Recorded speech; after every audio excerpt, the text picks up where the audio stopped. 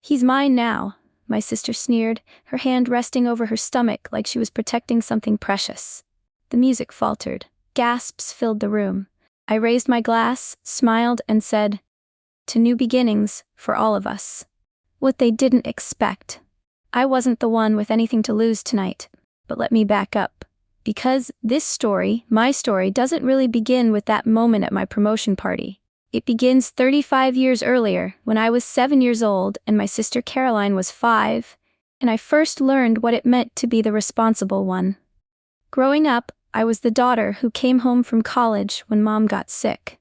Not for a weekend visit, but for good. I was 22, halfway through my master's degree in business, with dreams of working in New York City. Instead, I found myself managing Mom's chemotherapy schedule and keeping our family's small accounting firm afloat while Dad fell apart. Caroline was 19 then, studying art therapy at a liberal arts college 3 states away.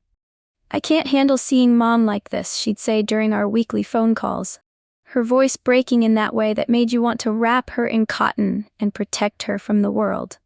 "You're so much stronger than me, Sarah. You always have been." I suppose that's when the pattern really took hold. I was the one who handled the hard things. Caroline was the one who needed protecting from them. Don't get me wrong, I loved my sister. Still do, in that complicated way you love family members who've disappointed you more times than you can count. She was beautiful in that effortless way some people are, with curly auburn hair and green eyes that seemed to hold all the mischief in the world.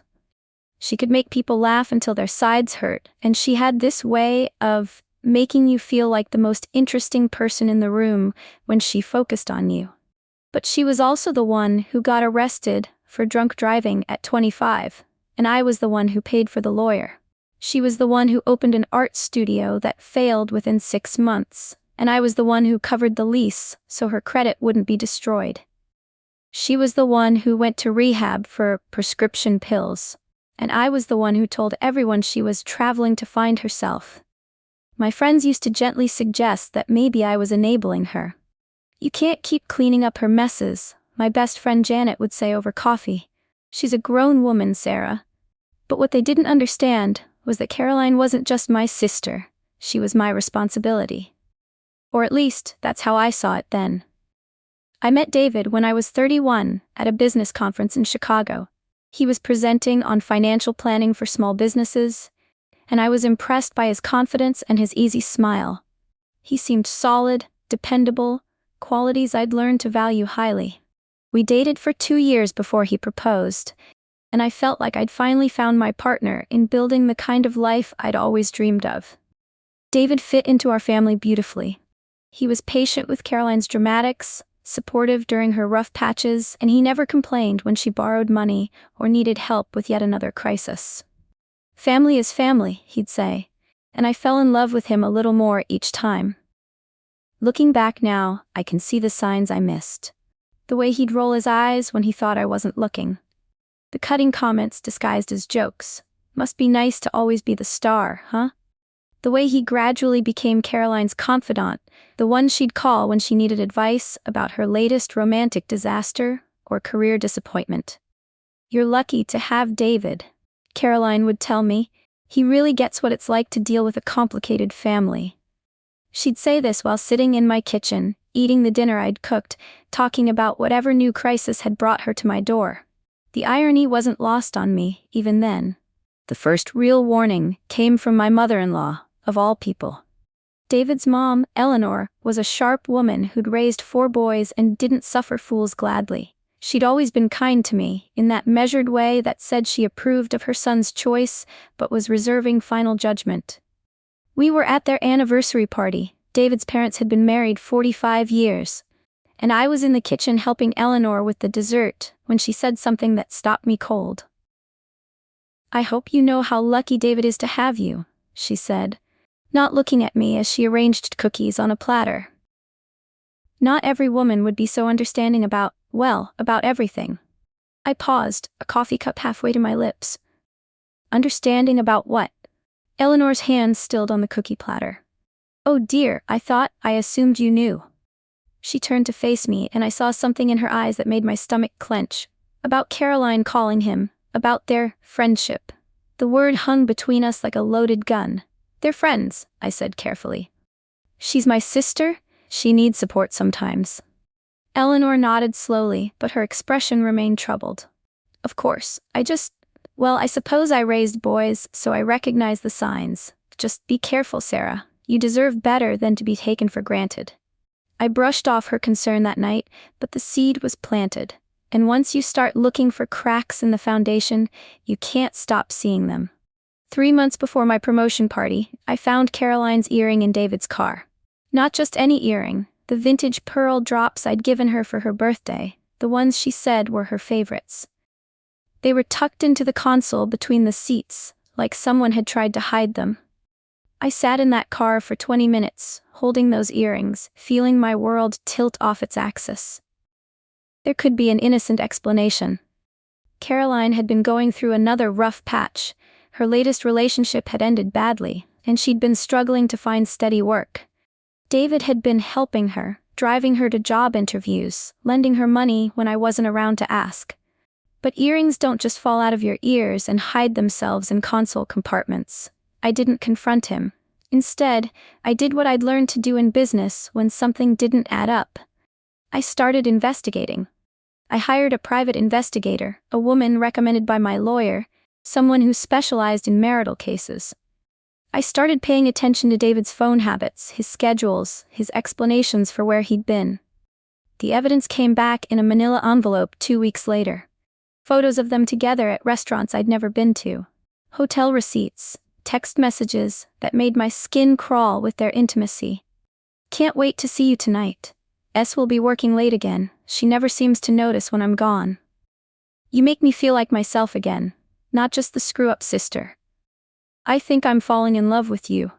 I know I'm falling in love with you." I read those messages sitting in my car outside the investigator's office, and I cried for the first time in months. Not just for the betrayal, though that cut deep, but for the years I'd spent propping up 2 people who saw my strength as something to exploit, rather than something to cherish. Then I dried my eyes, started the car, and drove to my lawyer's office. Because if there's one thing I'd learned in 38 years of life, it's that tears don't solve problems. Strategy does. The next 3 months were the hardest of my life. I had to pretend everything was normal while systematically dismantling the life I'd built with 2 people who'd betrayed me. I cooked dinner and asked David about his day. I listened to Caroline complain about her job search and offered encouraging words. I smiled and nodded and played the part of the devoted wife and loyal sister while methodically protecting everything I'd worked for.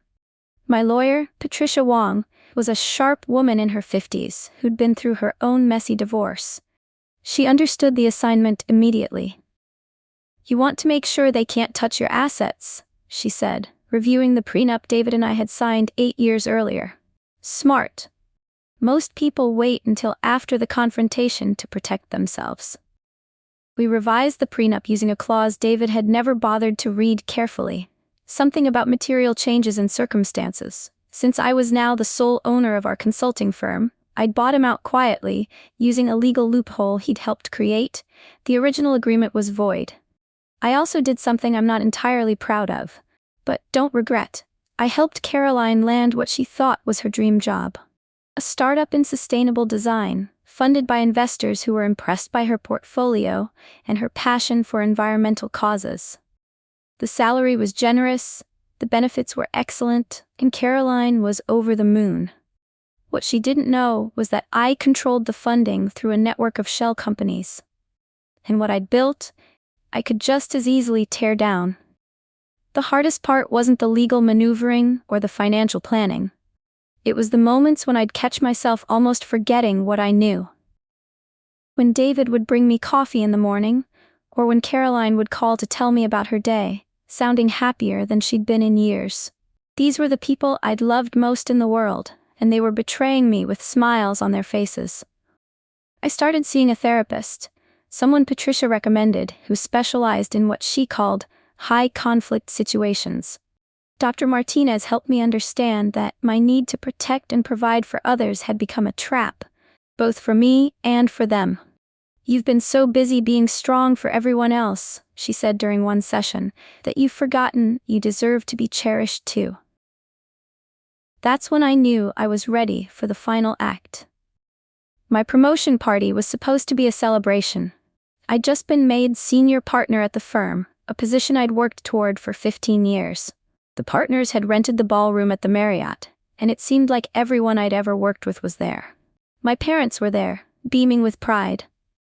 David's parents came too, though I noticed Eleanor watching her son with a troubled expression. Caroline arrived fashionably late, as usual, wearing a flowing dress that seemed designed to draw attention. She'd been glowing lately, and I'd assumed it was because of her new job. She looked happy, radiant even, and part of me felt a stab of the old protective instinct. The evening was going beautifully until Caroline asked for everyone's attention. She stood up, tapped her champagne glass with a spoon, and smiled that brilliant smile that had been getting her out of trouble since she was 5 years old. "I have some wonderful news to share," she announced, her voice carrying across the room. "I'm going to be a mother." The room erupted in congratulations and applause. I felt David's hand on my shoulder, squeezing gently, and I wondered if he was trying to comfort me or steady himself. Caroline's smile widened, and I'm so grateful to have such a supportive family, especially David, who's been such a rock during this time. She looked directly at me, and I saw something in her eyes I'd never seen before. Triumph. Some people are just natural caregivers, aren't they? They know how to make you feel loved and supported when you need it most. The room fell silent. I could feel dozens of pairs of eyes on me, waiting for my reaction. Some faces showed genuine concern, my longtime colleagues who'd watched me navigate family crises for years. Others seemed hungry for drama, for a story they could retell at their own dinner parties. I stood up slowly, my champagne glass steady in my hand. The room was so quiet I could hear the hum of the air conditioning. "Well," I said, my voice carrying clearly across the ballroom, "since we're sharing family news, I have some updates too." I looked around the room, making eye contact with people I'd known for years, people who'd trusted me with their businesses and their secrets. Then I looked at David, who'd gone very pale, and at Caroline, whose triumphant smile was beginning to waver. 3 months ago, I discovered that my husband and my sister were having an affair, I said calmly. Instead of confronting them, I decided to take some time to adjust my circumstances accordingly. The silence was deafening. David was terminated from our firm for cause, specifically, for attempting to steal clients and undercut our contracts with his own side business. I smiled pleasantly.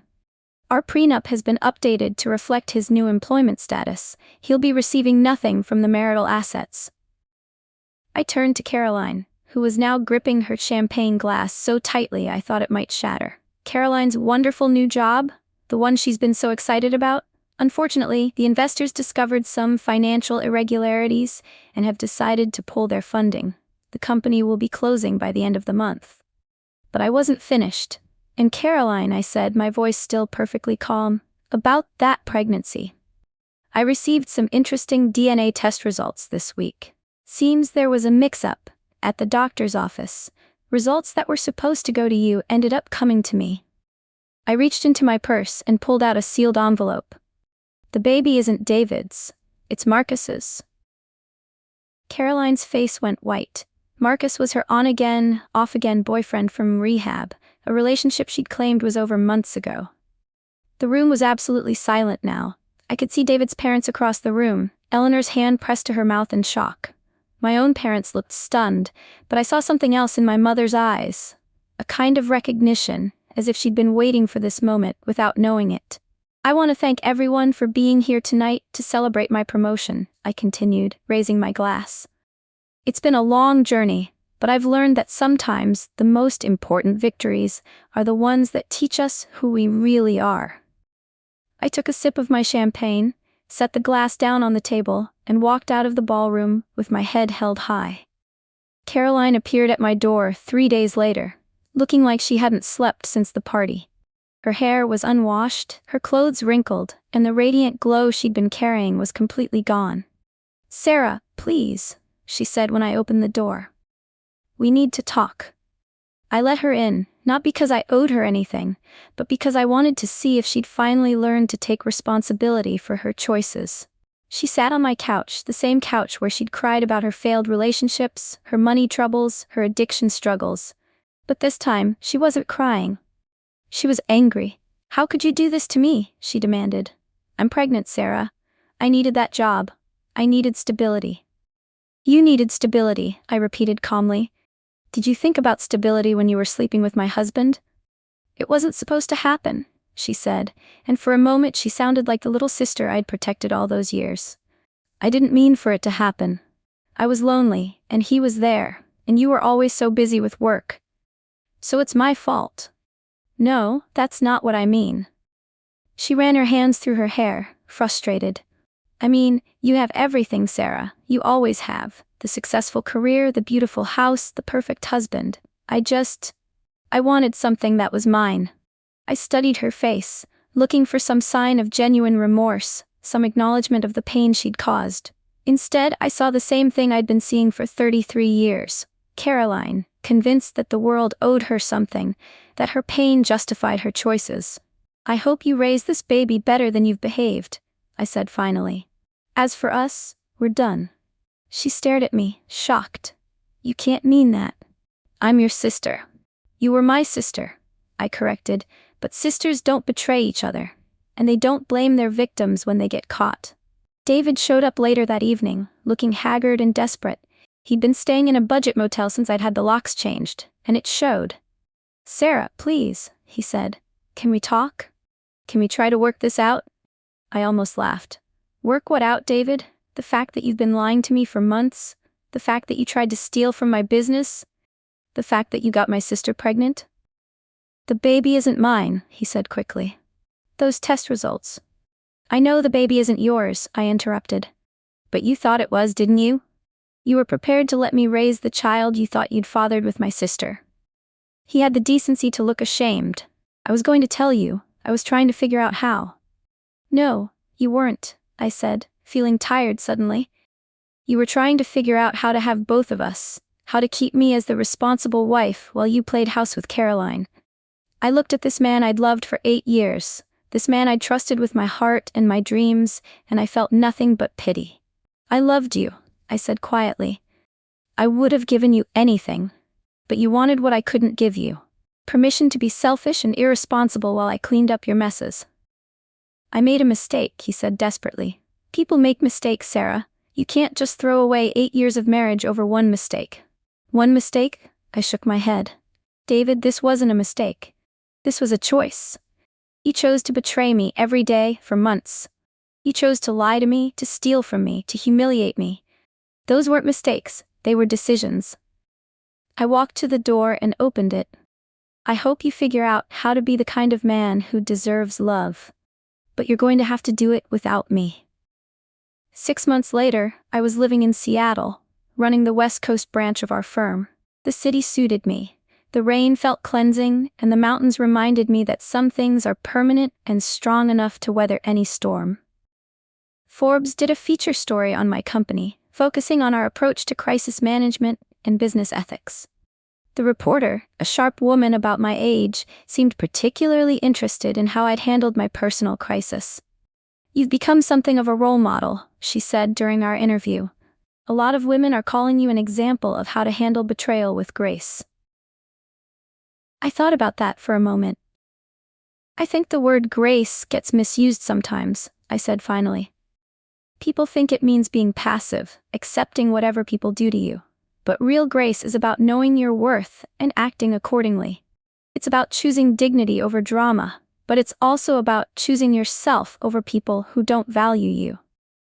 The article came out 2 weeks later, and I was surprised by the response. My email inbox filled with messages from women who'd been through similar situations, thanking me for showing them that they didn't have to choose between being strong and being kind. One message stood out. It was from Eleanor, David's mother. "Dear Sarah," she wrote, "I've been thinking about you often since the party. I wanted you to know that you handled an impossible situation with more class than anyone had a right to expect. David is my son, and I love him, but what he did was unforgivable. I'm proud to have known you, and I hope you find the happiness you deserve.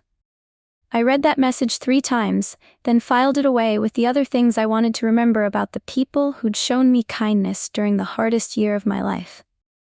I started dating again, cautiously. There was a man named Robert, a widower who ran a non-profit for veterans. He was kind and funny, and he seemed to understand that I wasn't looking for someone to complete me. I was looking for someone to complement me. "I like that you don't need me," he said one evening as we walked along the waterfront. "I like that you want me." It was a small distinction, but it felt revolutionary. The invitation arrived on a Tuesday in March, addressed in Caroline's careful handwriting. It was for a baby shower, decorated with little elephants and pastel colors. "You're invited to celebrate the upcoming arrival of baby girl Morrison," it read. "Join us for an afternoon of love, laughter, and new beginnings." I stood in my kitchen, holding that invitation, and felt nothing. Not anger, not sadness, not even curiosity. Just nothing. I thought about the Caroline who used to call me in the middle of the night when she was scared. The Caroline who'd painted a portrait of us as children and given it to me for my birthday. The Caroline who'd held my hand during Mom's funeral and whispered, "I don't know what I'd do without you." That Caroline was gone. Maybe she'd never really existed. Maybe I'd created her, the way we create stories about the people we love to make sense of their choices. I walked to my fireplace, turned on the gas, and dropped the invitation into the flames. Then I poured myself a glass of wine and went out to my garden. I'd been planting things since I moved to Seattle, roses and lavender and herbs that would come back year after year. There's something deeply satisfying about putting roots down, about building something that will outlast the seasons. As I worked, I thought about the conversation I'd had with Dr. Martinez the week before I moved. "Do you think you'll ever forgive them?" she'd asked. I'd considered the question seriously. "I think forgiveness is overrated," I'd said finally. "I don't hate them, but I don't need to forgive them to move on with my life. I just need to stop letting their choices define my story." "And what is your story now?" I'd smiled then, feeling lighter than I had in years. "My story is that I learned the difference between being strong for others and being strong for myself. And I learned that sometimes the people who claim to love you are really just loving what you can do for them." Now, 6 months later, I knew that lesson had taken root. I was building something new, not just a career or a life, but a version of myself that didn't need anyone else's approval to exist. The sun was setting over the Sound, painting the sky in shades of gold and pink. I finished planting the last of the spring bulbs, daffodils that would bloom next year, whether I was there to see them or not. Sometimes silence isn't weakness. It's a strategy.